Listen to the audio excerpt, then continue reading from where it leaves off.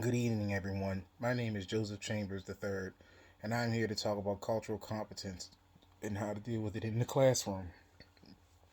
What does culturally competent mean to me? Being culturally competent means recognizing the diversity that goes on in your classroom, recognizing the individual needs of your students that are in your classroom, and also recognizing the identity, the bias, the ethics, the upbringing, and the culture of the students that are in your classroom. So, where do I see myself on the cultural competency continuum chart? I see myself as a person of indifference. I don't see color, I don't see race, I don't see creed, and I don't see any differences in my students. I would like to treat them all equally. So what will it take for me to take the next steps in being culturally competent? One step is getting to know all the students in my classroom, their culture, their heritage, etc. Another step is getting to know the students, the families of my students in the classroom, where they come from, their environment, and best of all, how they are raising their child. Next, specific research and trainings I could use to become more culturally competent. I can read my student profiles to get to know them better. I could use I could read books on strategies of cultural diversity and strategies on dealing with them in the classroom. I can also take seminars and trainings on cultural diversity. What does cultural inclusiveness look like in my classroom? Honestly, the design of my classroom, such as designs on the corkboard, the chalkboard, or the whiteboard.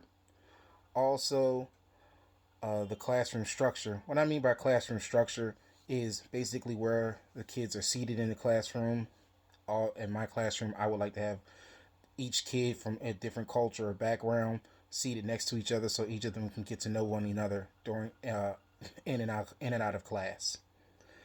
Lastly, I would also like to include diversity in what we read as far as in our curriculum, such as the books we read in class, such as I have a Spanish child, maybe I could read a book on Spanish in class, and if I have an African American child, reading a Black History book, such as a book on Martin Luther King Jr.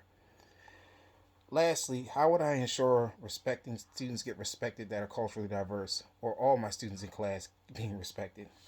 One way for that is to set the rules and boundaries on the first day of class when school starts, so that kids know exactly what the rules are and how to respect each other.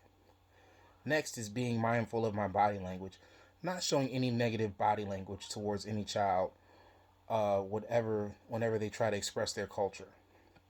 Another way is to listen to the concerns of the students and the families when they feel like they need to express their culture.